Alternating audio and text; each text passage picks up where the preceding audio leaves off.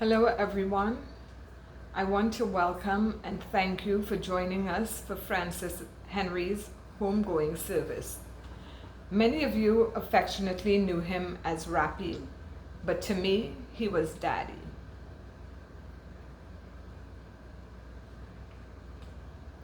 This is certainly not how I wanted to say goodbye to Daddy, but I'm not about to question why. As Ecclesiastes chapter 3 says, there is a time for everything, and a season for every activity under the heavens, a time to be born and a time to die, a time to plant and a time to uproot, a time to weep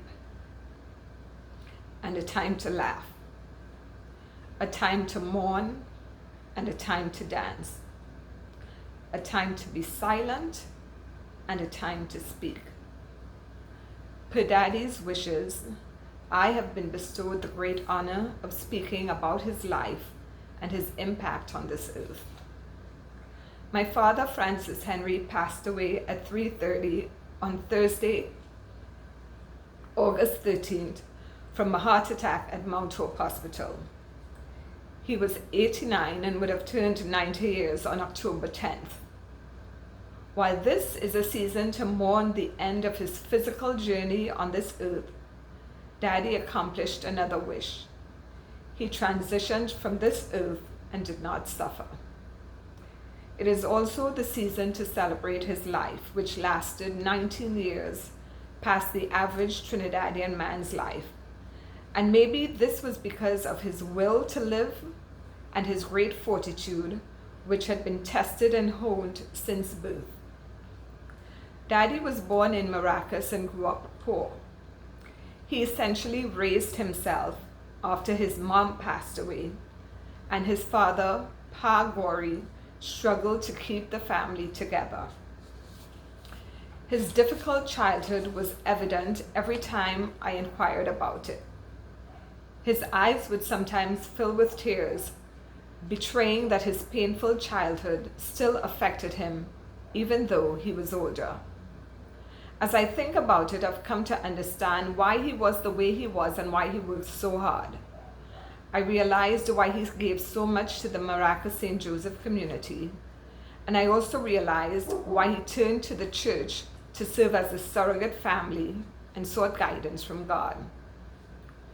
In his search for family and a place to call home, Daddy was not a perfect man. Despite growing up with very little, he worked hard for most of his life so that we would not have to struggle the way that he did. We cannot choose our birth and the circumstances we were born into, but Daddy did the best he could with the cards he was dealt in this life.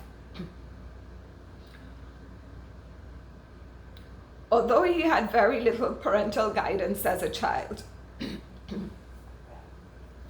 as a father, he provided for us financially and established a strong spiritual foundation. And with Mommy's support, made sure our family stayed together. Most of our family are here today because of the many sacrifices he made. I, so do my brothers, often wished sometimes that things were different, but we never once doubted his love for us. As a child growing up in a house with 6 brothers, I shared a special bond with my father. This, of course, is no news to my brothers. He was blatantly obvious with his favoritism. One memory that always sticks out in my mind was Daddy bringing home 1 box of KFC on Fridays for me, while my 6 brothers were left to eat whatever Mommy prepared for dinner. We were not wealthy. Nevertheless, our childhood was filled with many seasons of laughter, and we never felt that we lacked anything. One of Daddy's favorite times of the year was the annual St. Michael's harvest, when he would watch the community come together and along with Chait would run the harvest bar. He enjoyed being part of the harvest festivities every year.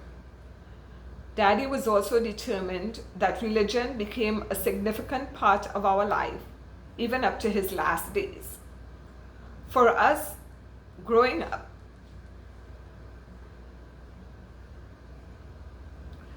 Sundays began with Mass and culminated with a trip to Maracas Bay. I remember those days so fondly. For Daddy, St. Michael's RC Church, named after the Archangel, provided the peace, security, and protection that he did not have as a child. Daddy was also a walking contradiction.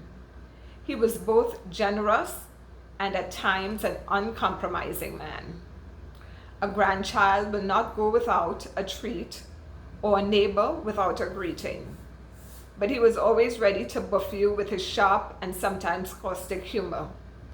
We can all sit back and think of a time when we were at the receiving end of both treats. It wasn't easy to understand and accept why he was the way he was. He was the type of person that you had to accept for who he was, since he was not changing for anyone. I guess in the grand scheme of things, we need more people like him, who do not easily compromise who they are and what they stand for to appease others. I inherited his stubborn trait, which I'm sure Horace can often attest to. Whenever I complained about something Daddy may have done which made me mad, Horace would always say, "Why are you getting mad? The apple doesn't fall far from the tree. You are your father's child."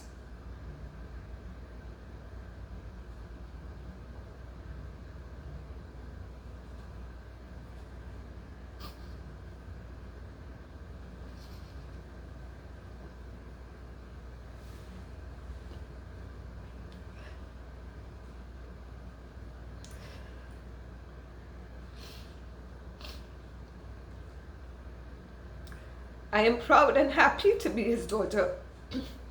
Again, he was by no means perfect, but he was my father, whom I love and will miss terribly. When I was much younger, I learned more than dancing by standing on his feet. He could do no wrong in my eyes. But as I got older, we didn't always see eye to eye. Perhaps we clashed because we were both stubborn, headstrong, and strong-willed. In my mind, I wanted only the best for him, regardless of what he wanted. As an adult, I thought I knew better. Sometimes I did, but only because his hard work and sacrifice gave me opportunities that he never had. Yet, I should have reconciled to the fact that I could not tell my dad what to do years ago. He was fiercely independent because of his mere survival during his formative years. During his last days, Daddy lived life on his terms. I used to get so frustrated sometimes when he wasn't doing what he needed to do health-wise. It was difficult talking to him until my friend Colleen told me that it was about time that I accepted him for who he was, since he wasn't going to change. It took a while to grasp that, but eventually I did. Daddy did not want to be beholden to anyone.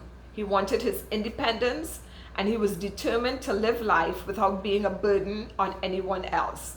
His will was strong, his body not so much. The Monday before he passed, Daddy was up bright and early, determined to cast his vote in a country that he loved. I last saw him in February, and my cousin Dana and I had planned on visiting Trinidad again in May, since we felt that we did not have the opportunity to spend family time. Sadly, this never came to pass because of COVID. Luckily, I was able through WhatsApp to chat with him, and every once in a while have a video call with him. We are never really prepared when a loved one transitions from this earth. I was saddened by this season of mourning for Daddy, but I am comforted with the seasons to come. because Daddy showed us that to everything there is a season, and I welcome that. I know that his journey here on earth has come to an end, but his next journey begins with a happy reunion where he is surrounded by his mom, dad, my brother Terry, his brothers and sisters, and all his other relatives and friends.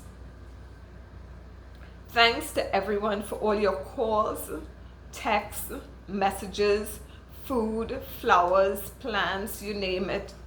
And a special thanks to all who supported Daddy throughout his last days. Rest in peace, Daddy. I love you and I will miss you terribly. Thank you, everyone.